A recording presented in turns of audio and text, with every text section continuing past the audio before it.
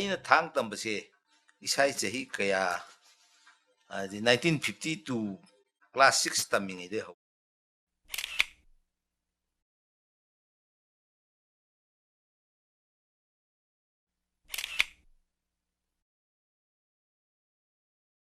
Oja Devabrata Kaisamtung Laisom Director Christa Kumsing Lising Amaga Chamapan Kuntra Mapan the Poki.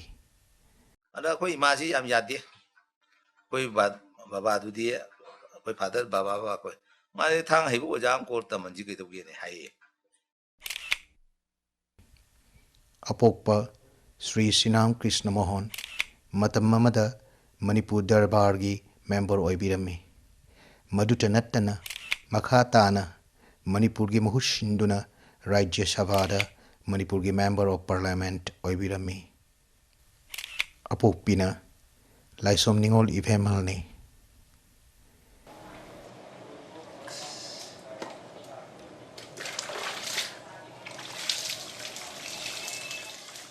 ai je angang on de thang je ma si thang tam ba si karai ri pang ku ge ba ko ai bu inspire to ki ba si ma si de akoi gi cinema film ani khak yeng gi akoi gi aham ba the three musketeers hai ba ko akoi thain gi ari ba gi hauji akom su am lakre maru nataba ari ba gi the three musketeers hai ba amne ade sanjuro idna to siromi pune do modun kumba ari ba yam liba masida mana mi tari ne yomsel laga amukta da mi tare si second mari manung da mi bete kaktat pagi ma ulle ba film ni maru me am ju de as thang to su kana do male hakchang kan ga do male hai bagi kaino na ni matan da thang to raga award phangni paisa phangni adu phangni kai se khoi wa kan da lei jante mari de khoi gi maning sida ma ma ama khoi gi laisom ni khoi ma khoi ju laisom ni laisom gi mai bung hol lai dana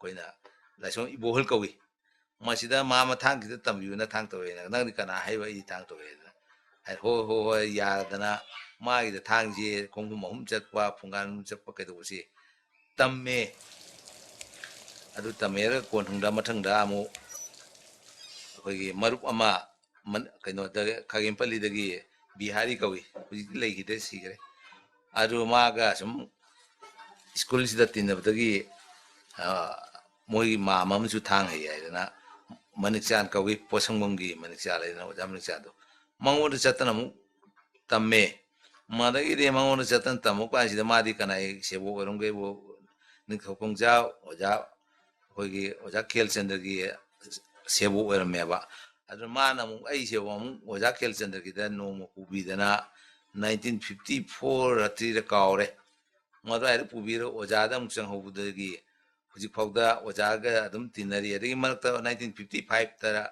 ojaji archive ki training ne dana masi librarian oirame state canada secretary ta mai archive ki ari balai ki mangda gi delhi sakhi mare thang tamamji oja leitra dana mu karai chale adu akoi pawnong gi nawal sing bajawasi hai si mai machan pa ton sanai ba halama le me ko koin pabung ko ma se la som ningo log da ma gi chatna huji ka hoi atharo lakri du ma loin haite haram di adana manga ka di parame le kongbu mahung ka si ga tor ga mango da gi yene suna ba khara tambi ba adu ma ina tamukpane general collet commanding officer Manipur field force ai man order to ka hena ko Manipur si subject praja singna adi hoi thang amasung nongmai thamam ba thobadi aduna numitari ni mungda puthora o kangla port surrender taw madu ka karmu thibida thang amasung nongmai thengdaraba na thoi hatpa natraga exile tawni jila khoris tawni sida loi thani edana order am fe madai pungki dekta kina khadai mu thang tambasi anjin khara lon thumna tawram bajani madu maina thang tam ki dana kam doge khoi thang tam ko se sei li sei sida li sei sina phuna tek tek hai ma kolam ta mi la ata ki ne dana li sei sida phaijo ma che komba natra khudai se lam si ma se se ko ni yele ga mu lo khro tha ta dana lugun gumba kan malum ama targa madu de sei ani du thengla da that tai ya na haidre ma konji le ta dre dana adu mai tau dong ne na ko gi mai bu du na sei ga si ye sel hale adagidi madu tawrukanda maduna khara tamakanda mara kari mairageba akuji moin phuna chei hariba cheibi hariba soun yombi se gadaga yaudabdi thang heroi chanan phuna dana bu thang moron tamu thang he bro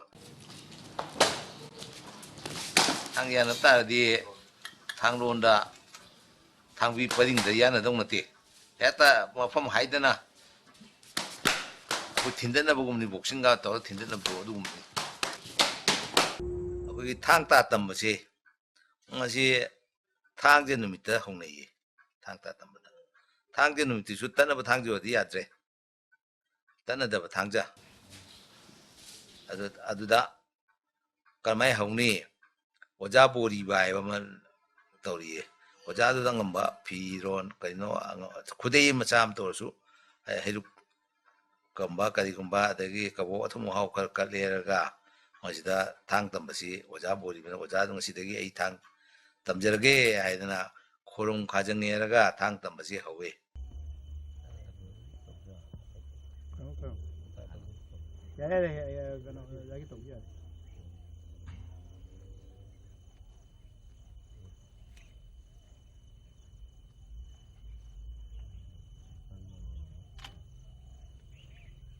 mayam tawre madugi tawkan sida aikoge sumnona khutsi sumnona aikoge phauga khomjinba sumnona tawba adum no daiba sumnona si khomjinba si aduga sida khomjilaba adagi hore lorka aina landaba ngamdunina soi lakhi leibsina aigi khombiga khongni so mara se ma sida wahayama haidana o kikaina ahan tambasi thang paidana tamnate yamna hoi sei ahamada sei sulai sulo lodi ahamada khongni khonglap kyam dabani adagi khong thang tamai thang ni khong kyam wang thang kani haimu simba kyam leide do khonglap ta haibda akoina mi sigi matungina akoi phimum suai lepo lepi khongjina ye ta haidokpa oin oida haidoga masi lepo masina lower ko kanda thang phimsi hoi masi tapchaw mi mu singa adu oda sin tam suai tai masina su kesu yaba sung kesu yaba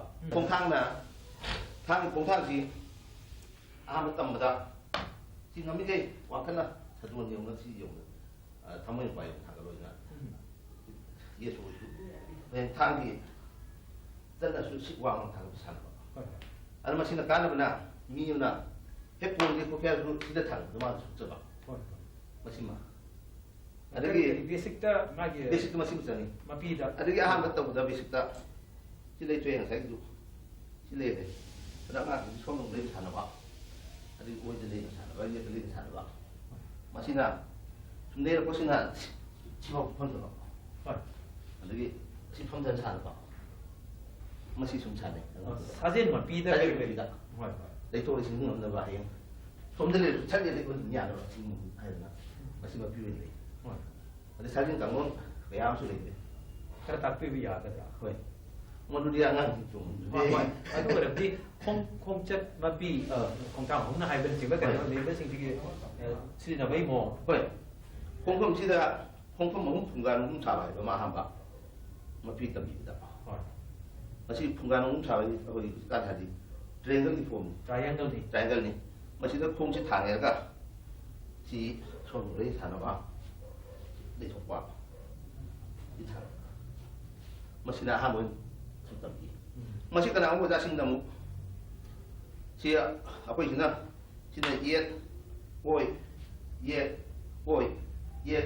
xin cái được không là cái nào cũng ra sinh là tung thằng gì mà xin là cái gì vậy quên thứ ra ăn sẽ lấy được quên không gần gì chứ mấy chân là gì rồi ở đây tham sẽ xả bài nữa mà tôi lấy suy nghĩ open đi open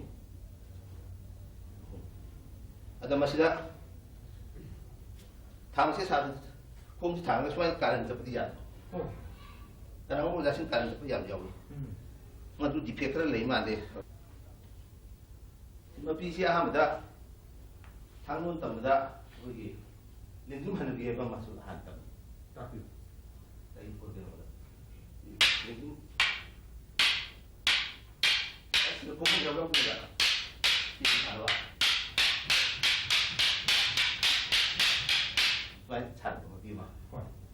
Masih masih dah kenapa dah sini?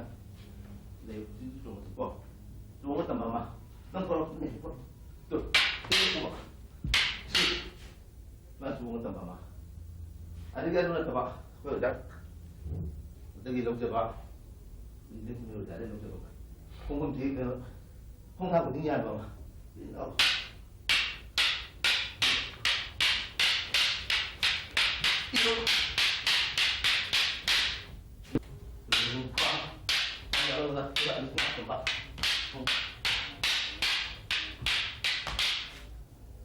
masih pakai hai pani tu apa?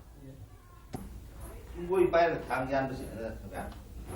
Masih terang di aku di dia tanggian sih, semua sih makan lagi, makan tu semua, semua makan. Saya tahu kucingkan saya. Oh, yan bagi tahu sih cuma yang makan, semua makan. Hamaga. Hamaga.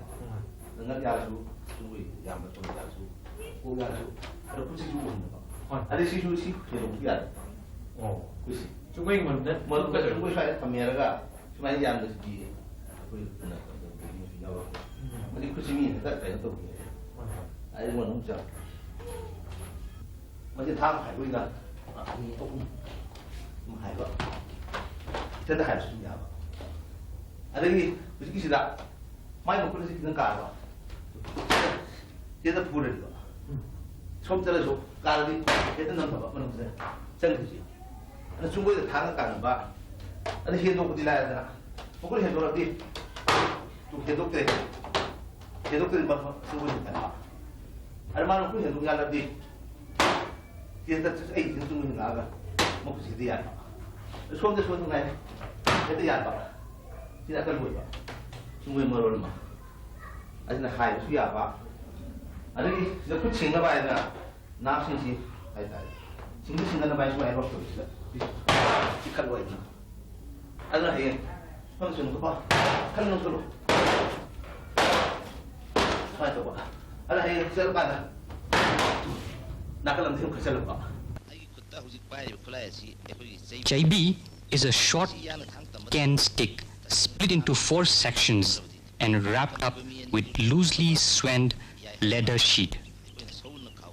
This free fighting is one of the most important training system in Thang-Ta.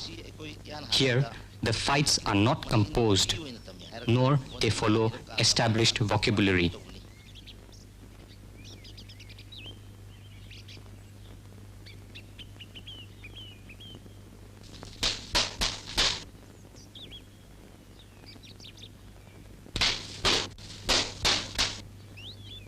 Divided into 2, Yan Bagi Thangbi, attacking techniques, and Ngak Bagi Thangbi, defensive techniques.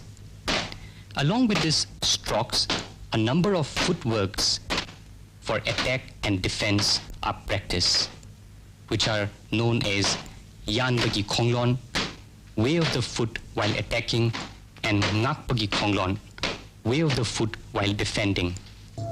이 아람바이 땡동 하이브더니 밑에 서골 동거 라미나 야암나 헤이나 싱나 신다는바 아두 못 띠엔 마칼라마니. This is the quiver of Arambai, another traditional and much dreaded unique weapon used by the Manipuris bought in aggression.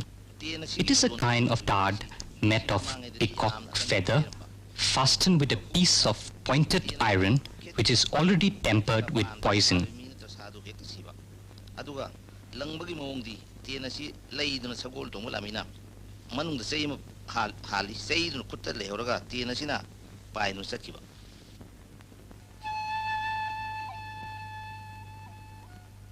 The Manipuris not only attained higher skills in the use of weaponry, but also developed a special technique of unarmed combat known as Sarit Sarat.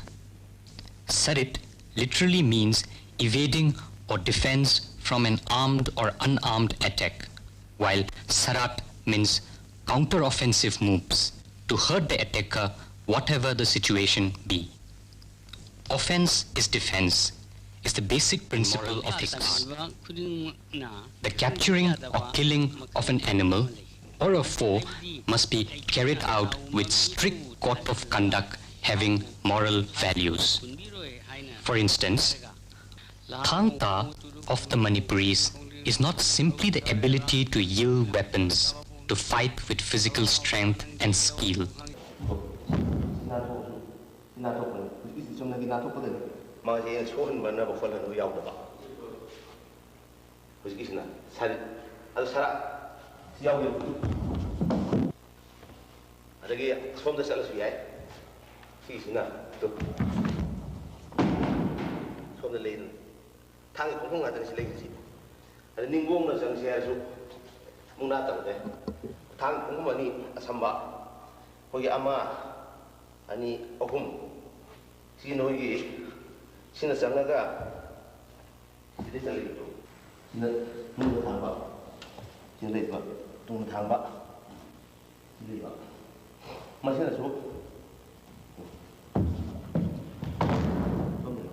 Kalau kita tu buku tengah apa?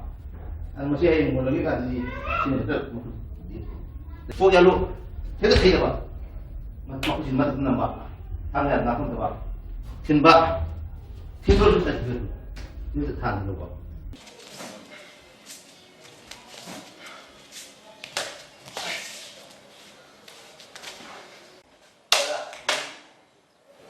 Sini dia sini. Force kalau ni nak, atau ni nak, tangki situ, mau ya, tu ya apa?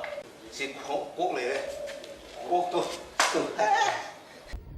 Tu, si mana yang pola si, ada tu ya tu. Ni pun si macam tu tu ya tu. Ini tu semua ada di, nak kan tak kira ya, nak tak kira ni, nak tu ya, ada nak pun minta lagi, tungkong ni tu sini lah, tungkong ni, ini tu apa? Kalau si muka apa? Si muka ada tu, nama kita ada ni. Si macam anak ada kan tu dia. Masih payah dah tu. Ayat kita ni orang tu masih. Mana tuan tu pak? Asal nak tu dia apa? Ama. Kita tanggapi mu. Tanggapi mu, ada kan ni? Tanggapi. Nah, kong yang empat puluh. Tu masih tanggapi sekali ya. Si kata apa kau? Si kata ni tak itu. Tu si tanggapi tu. Ya, si payah ni tanggapi dia. Si tanggapi kan pembelit. Main fungsi si nampak. Nah, so ini tunggu di bawah ini. Kita akan beri komplain terus dah. Kalau sih, kondisi ini nak lewat. Mana? Aku dengan hari ada itu juga. Ada apa tak? Kita ada apa ini? Sini lah. Kalau aku dah sini lah, sih sih tahu kami kondisi tak. Sih tahu dunia masih dulu. Kondisi mana? Kondisi apa? Mari. Tu, aku. Tahu tu, bukan mana ibu? Balik ni, bukan nak tu ni kita. Judul ni bah, macam sekolah ni kita yang guru, itu tak ke? Si pun deh, kau tak ada nanti, si lain nanti pusing jadi, somdera, nanti hendak kau somdera kau tak tahu tu. Nama tak apa. Tu si orang si tu nanti tu ni nanti, tak. Cuma itu tu pak. Kita orang tu ni tu, ini orang semua ini deh, semua tu tak deh. Si tak gitu, kau tahu ni orang ni, si film si kau, masih tahu dah tu. Si payah si masih tu. Tu ada dia na, aku kita kalau tu ya, kita kalau ni nak pun kita faham nak tu pak. Orang tahu kan, ada konsep pak. Ini tu, sini tu ada si, nak pun si nak tuan pak. Sini tu si terpala. Sini tu terus itu lagi semua. Tu, semua itu si terus yang sekir tu juga. Si tak ada. Hari ni sekir tu, sini saya lagi. Kalau kita pun cukup ada bes. Sini dia bersih tu, peninggalan kan lah. Tu si siapa? Tak hari ni. Ini pun apa? Wah macam tu. Senjata tu. Si tu apa tu? Tu. Ini betul yang nunggu tu. Si tu buat kita yang kasih tahu. Kucing lebih dia cuma cuma ini bukan bungsu lagi, ini lah, masih ada itu jadi, kang berbuat ni, ada kau lagi sih lah, kita jadi kau lagi tu, masih tu mana sudah lagi pak, ini nama piu kan, tempat, jadi macam si buat celaga, si dicoba, si buat celaga, ꯂꯩꯊꯣꯛꯄ ꯃꯁꯤ ꯈꯨꯖꯤꯡ ꯂꯧꯅ ꯀꯣꯟꯁꯥꯟ ꯑꯗꯨ ꯀꯥꯟꯅꯗꯕ ꯅꯠꯇꯦ ꯈꯨꯖꯤꯡ ꯂꯩꯕꯁꯤ ꯆꯨꯝꯅꯒꯤ ꯂꯩꯇꯦꯡ ꯑꯣꯏꯅ ꯂꯣꯛ ꯍꯥꯏꯕ ꯄꯥꯏꯁꯜꯂ ꯌꯩꯔꯒꯅ ꯐꯖꯕ ꯏꯃꯣꯟ ꯅꯪ ꯃꯇꯦꯡ ꯍꯥꯏꯕ khuyên này thằng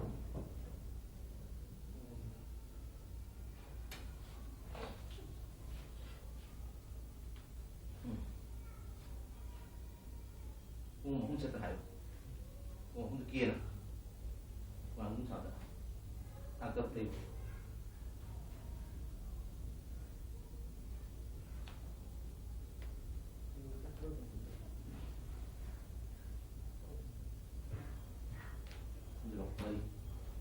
không đeo được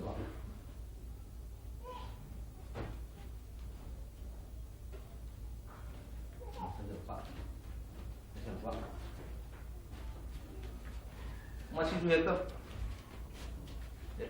teksang buaya potin nanti leti yang buaya su masih satu ya lagi harga na ada putang ya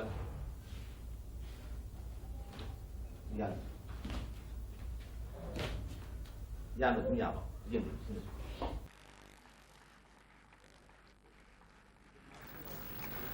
Shri S. Devabrata Singh receives the Sangeet Natak Academy Award for his contribution to Thang-Ta. Asigumba Oza Devabrata Thang-Ta bu hinghannabagi amadi yokatnabagi leptena changsilakliba khongthang singbu sakhang biduna Krista kumsing lising amaga chamapan marfutarani thoida Sangeet Natak Academy Award piduna kai khumnabu utki. Awardee Dadi Padamji to please come forward and present tokens of appreciation and honor S. Devabrata Singh.